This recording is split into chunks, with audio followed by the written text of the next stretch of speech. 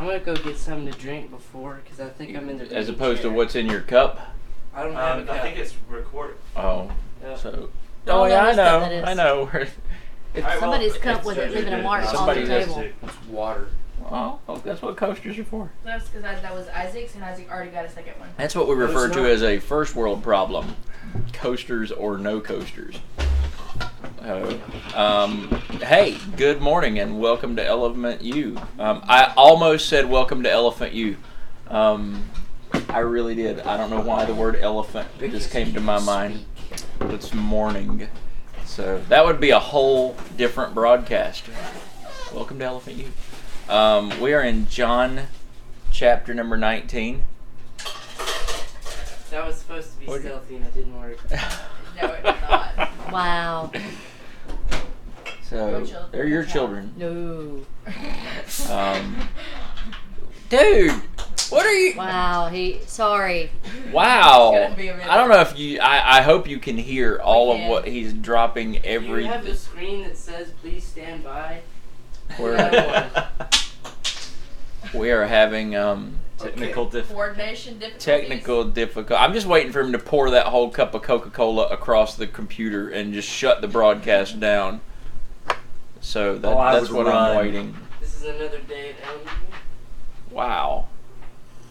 I'm missing Kitty. Oh.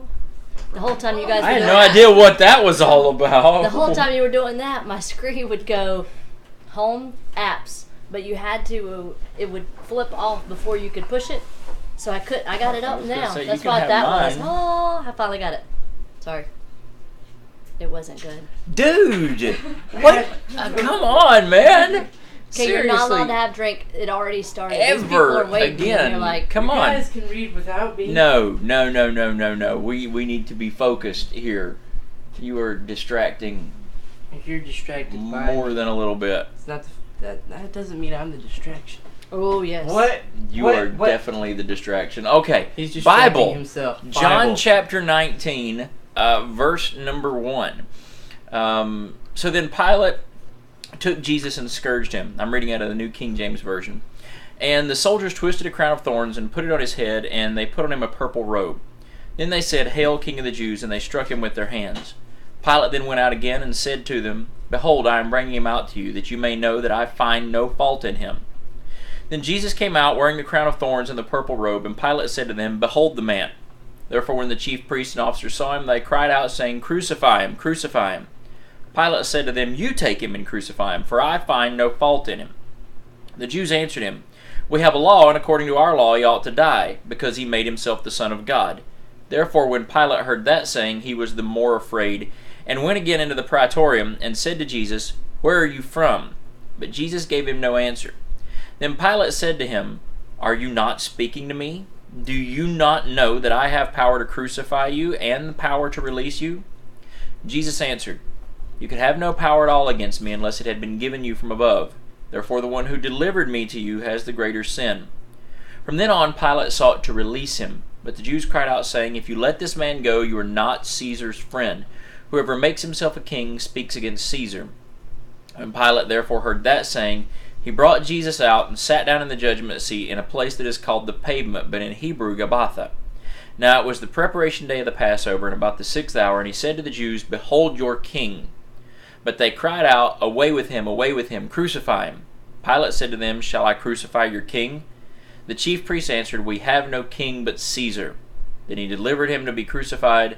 So they took Jesus and led him away. Lot going on in this interaction here, and mostly is focused on Pilate and his decision-making process, his evaluation of Jesus during this trial.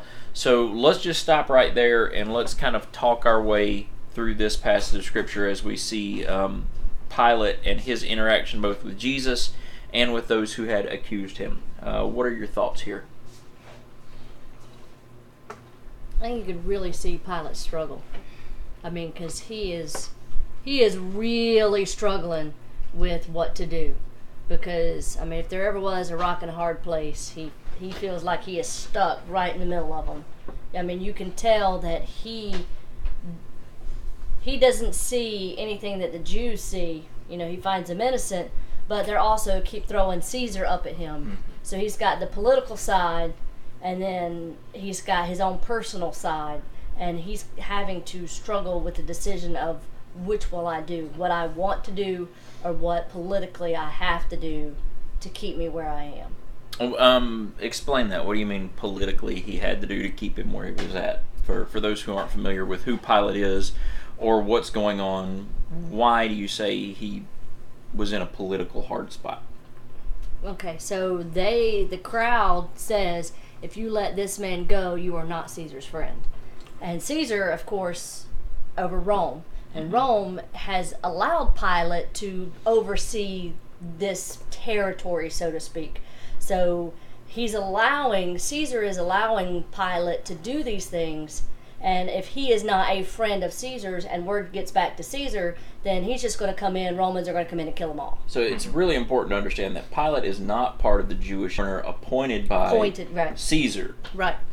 For And the purpose of ruling over this part of Israel. the way Caesar would want to kind of keep it in control. Caesar's not going to take his hand in because you have the Jewish and then you have the Roman. And he's like, look, Pilate, I'm going to let you handle it.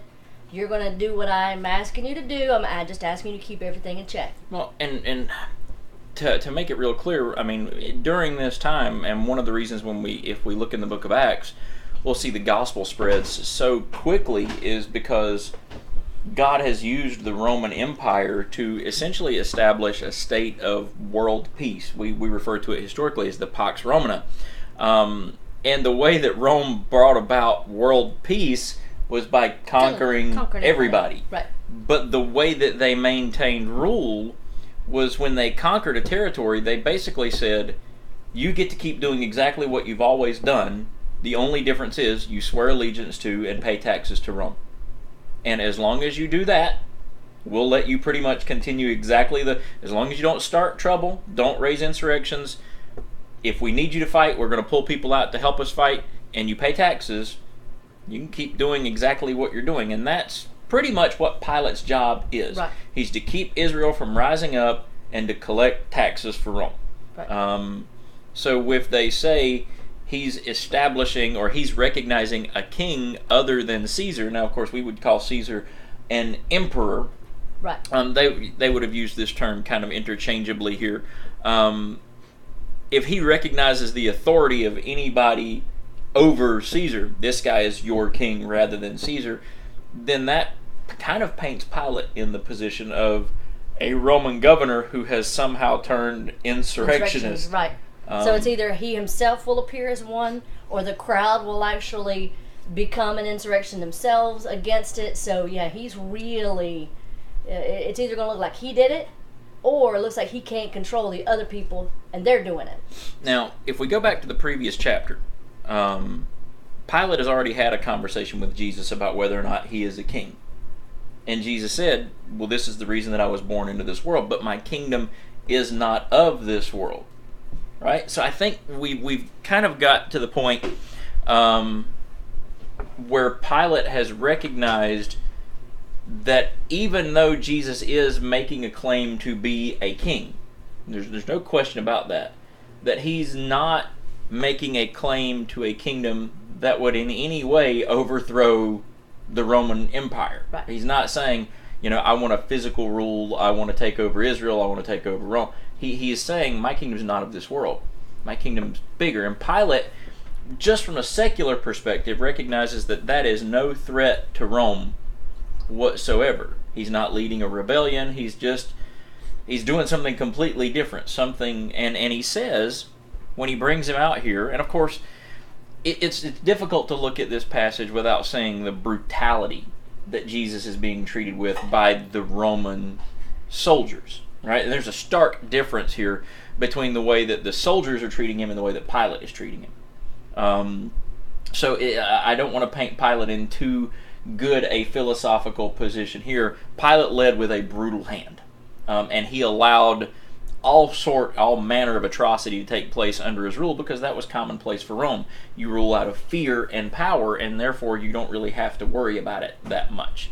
But he brings Jesus out. He said, behold, I'm bringing out to you that you may know that I find no fault in him. And I think, correct me if I'm wrong, one of the things he's showing is he's had him scourged.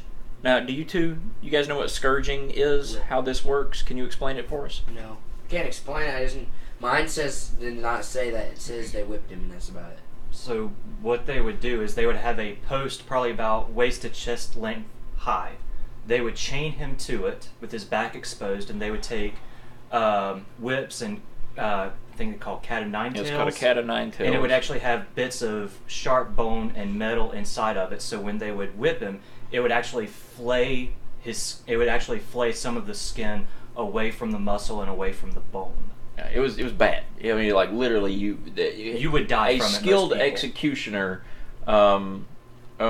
could literally just, as the lashes would hit, the leather straps themselves would split skin. Right? I mean, it was just a terrible thing, and I don't want to get into all the gory details of it all. But that's what it means when it says they scourged him. They whipped him brutally. And then the soldiers twisted a crown of thorns, put it on his head, put on him a purple robe. Both of these things are symbolic of royalty. This is the purple color in particular. And they're mocking him, right? They're saying, "Oh, this is the king of the Jews." So, and then they're smacking him. They're lack of a better way of saying, they're beating the crap out of him. And then Pilate brings Jesus out to show them, look, if you've got a problem with this guy, look what we've done to him. Right? This should be enough. He's humiliated. He's beaten. Shouldn't this be enough? He's hoping, I think, that at this point, he's trying to keep something, from escalating any further. And if he shows what they've done already, maybe this will appease the people. Then Jesus came out wearing the crown of thorns and the purple robe, and Pilate said to them, "Behold the man, look at him." And instead of responding, "Wow, look what we've done," what do? They try to have him crucified still. Yeah. Because they're not in the mindset to change. And Pilate is actually, I feel like he knows a lot more than he's letting on that he knows. And he's not a bad person. Because he's got some choices that he has to make in order for people not to die or for him not to be accused and all this other stuff. But he's still trying to do the right thing because he knows that this guy's innocent. Because he already has said, I think it was in the last chapter, that he knew that the chief priests and elders were just framing Jesus. And he's still just trying to get him to release him. But at this point, it's not as much in his hands as it is in theirs. Because he can't if he makes a decision that's against them and they riot, then Rome comes in, kills everybody, and then he's removed from power. If he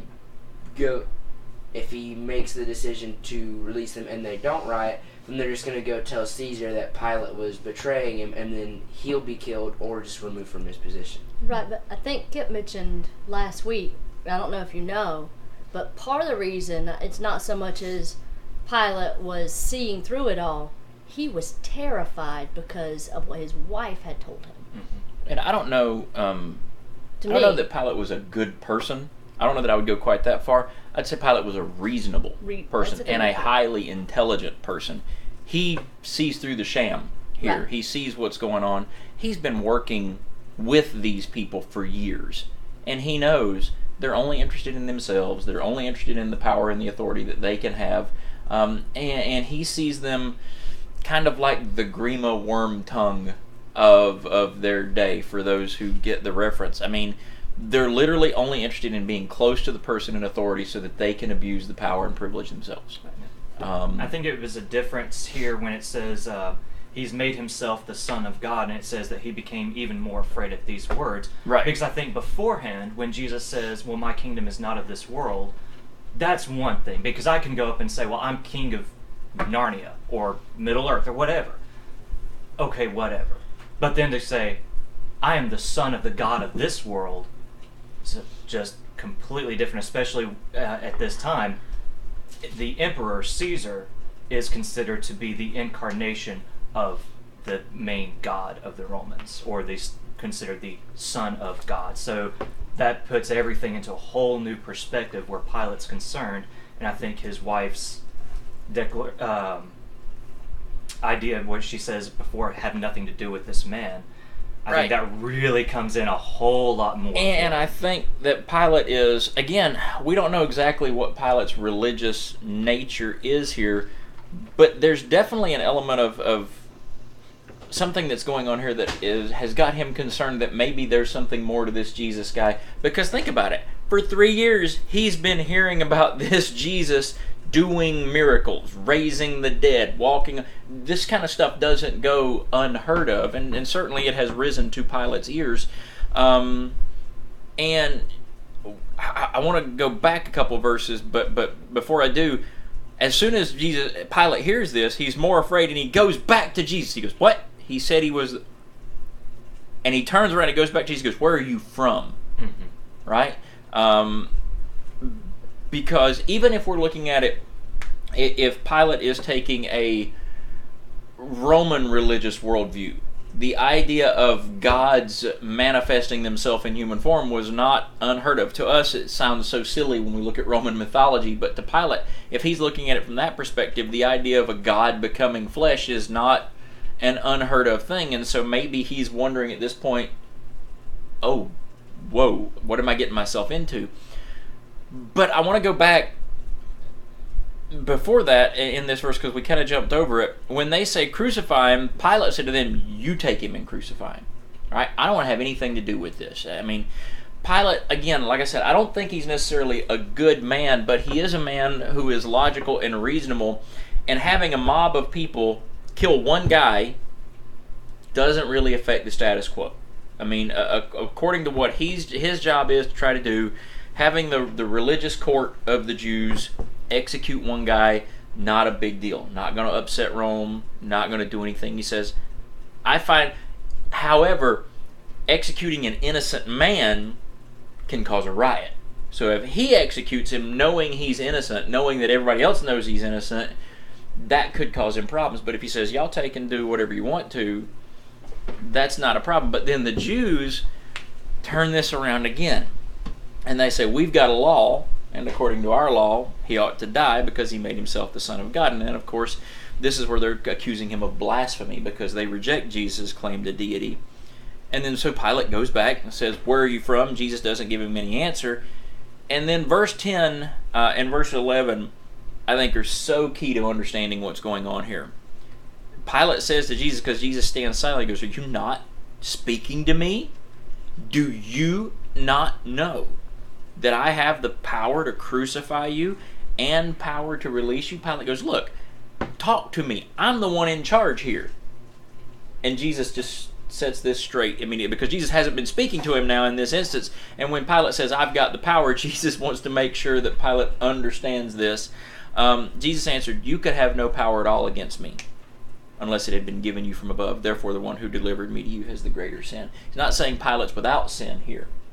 He's saying, but there's a lot worse things going on than your cowardice against the crowd or your choosing the wrong decision. There's a lot worse things because they know what they're doing. You're still trying to figure out what you're doing. But let me make it clear to you, you're not the one in charge here. My Father is. I mean, yeah, think of it this way. I mean, when he says that, and back at verse 7, when the Jews said, because he's made himself the Son of God, they think he's doing the blasphemy, and yet them, the religious leaders and the chief priests, are actually the ones doing the blasphemy here. Because they're saying they can't even recognize who Jesus is after all this time. And they even go back at the end and say, you know, shall I crucify your king? Well, we have no king other than Caesar. Well, according to what they believed in, they were supposed to, God was supposed to, you know, decide what they did. So he was supposed to be their king. And yet here they are saying that they have no king but Caesar. So. That's the end of the broadcast. Yeah. That's it. Done. Right there. Well, I think it's really interesting that from the time that Jesus says this to Pilate, from then on, Pilate sought to release him. I think that Pilate is, and this is a terrible place to be, I think there's a good chance that Pilate is convinced that Jesus is telling the truth. Right? Now here's the crazy thing about it. There are people that are alive today that are convinced of who Jesus is. Is Jesus God? Of course Jesus is God. But recognizing that he is who he is and not submitting to his lordship are two very different things. It's one thing to recognize the authority of the king, but if you don't submit to his authority, you won't submit to his authority and allow him to take rulership of your life, you're not one of his subjects. You're a rebel. If you recognize him and submit to him, you're one of his subjects. You're part of his kingdom. Pilate recognizes the authority of Christ, but rather than say, you know what? If you're in charge here, what should we do? Imagine what this whole situation would have looked like if Jesus had said, or if Pilate had said, you're right. What do I do here? I could just about tell you that Jesus would have probably said, something like he had said to John the Baptist, this must be done for we have to fulfill all truth here. Maybe he would have said, release me to them. And then Pilate would have been free and clear, because he would have been following Jesus' authority, and the Jews would have probably still crucified him and done what he would. But Pilate would have not been part of the crime that is committed against Christ here. But Pilate tries to do that, but he doesn't seek his guidance from Jesus. He seeks to release him, but he finds himself, as Sheila said, between a rock and a hard place, because he doesn't want to upset Rome.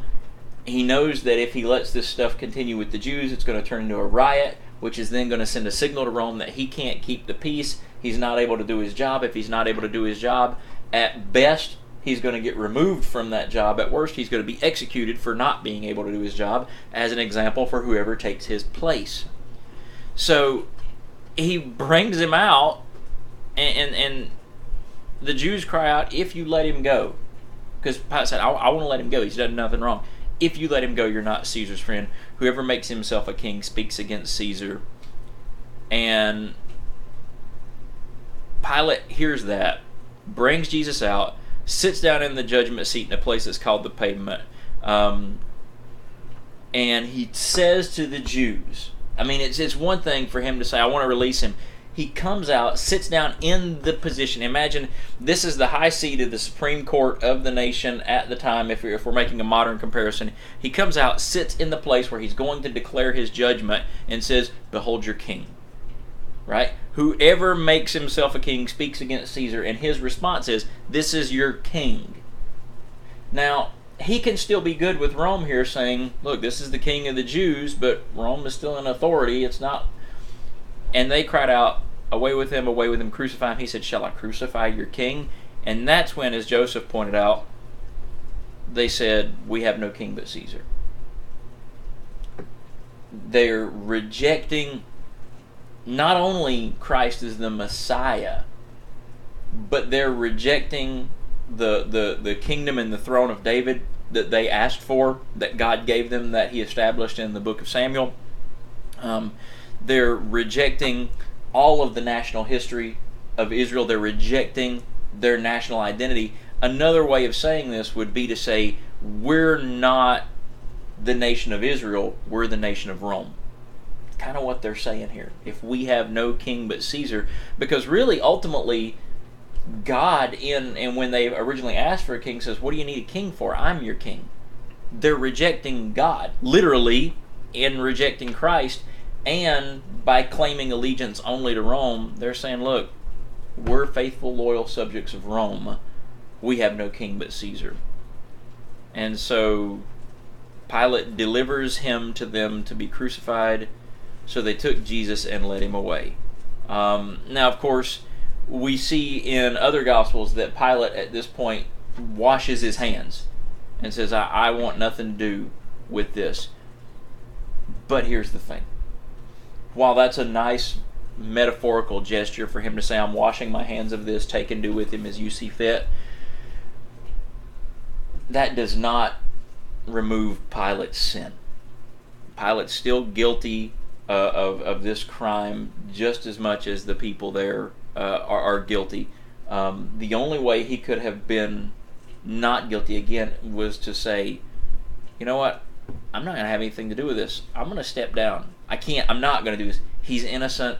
He's your king. I'm going to submit to I'm going to follow him, whatever he says to do. He doesn't do that. And of course, we know, if we go back and look through all this and understand when another big implicit thing when Jesus says you could have no power except it was given you, none of this is taking Jesus by surprise. All of this God saw ahead of time. Everything is going exactly according to plan. Let's talk about that for just a minute.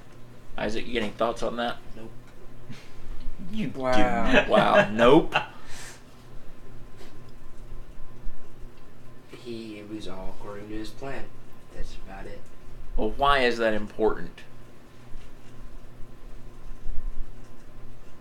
I mean, it shows that Jesus is still in control no matter how everyone else sees it. Because for all they know, they're like, all right, we're getting rid of this one guy. We're doing what, we think is good, what we think is right, Better for one man to die for the people and all that. They're giving themselves this, false sense of we're doing the right thing.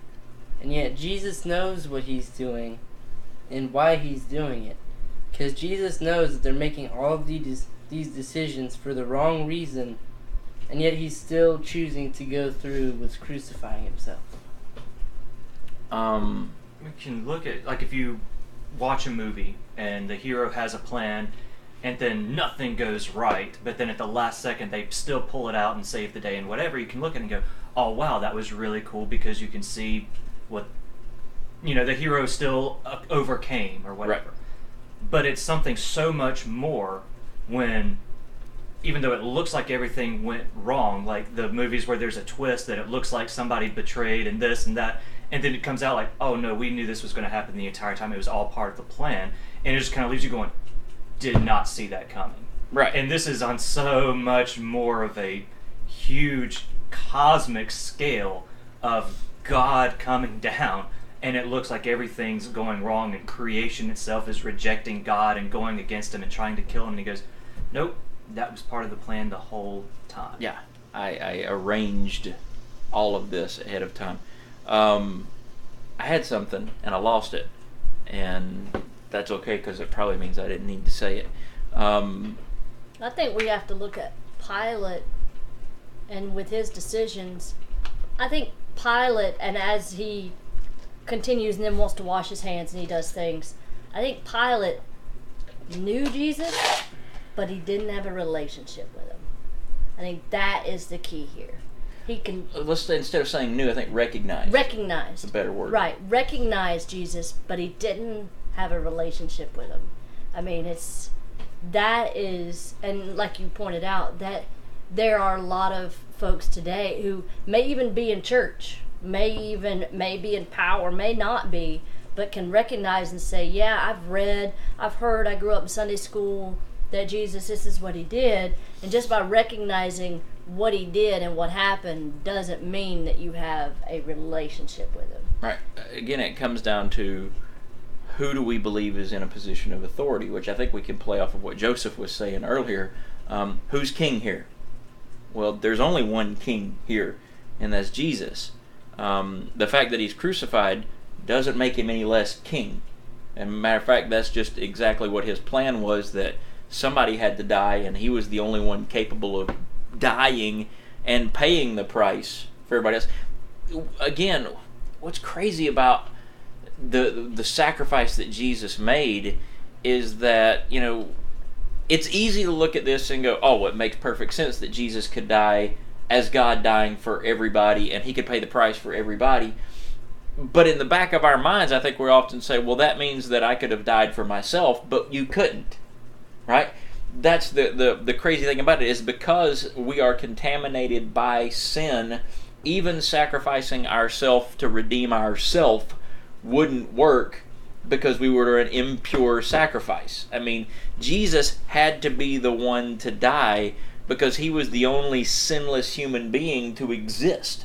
And in order to be able to pay that price for us, it had to be him.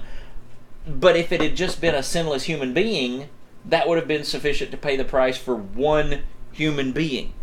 But because he's also God in the flesh, his sacrifice is infinite and therefore is capable of paying the price for all human beings.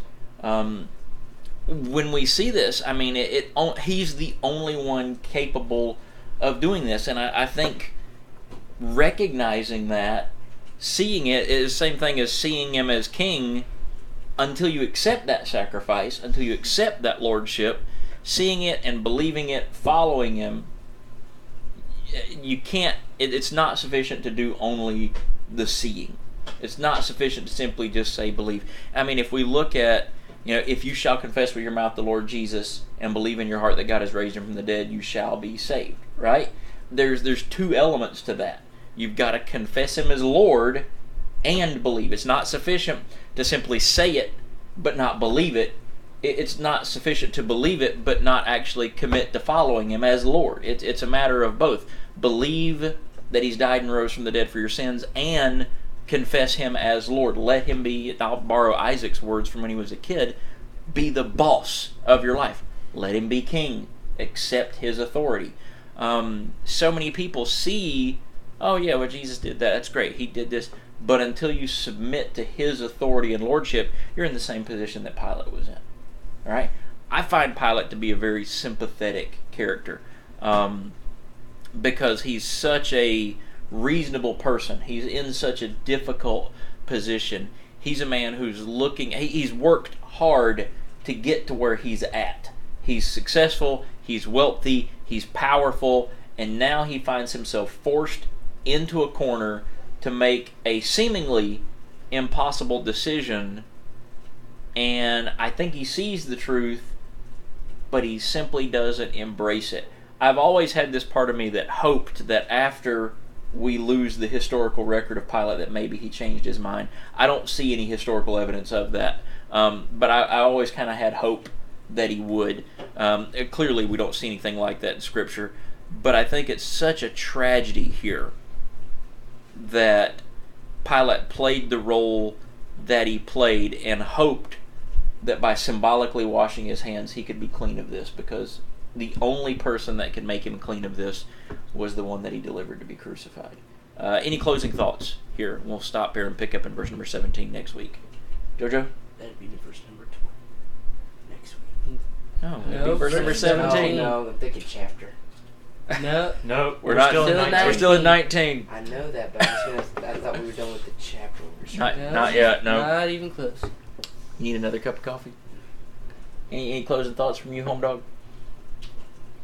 Chapter 19, not chapter 20. All right. So let's pray together. Sheila, would you mind praying for us today? Sure. Put you on the spot. Okay.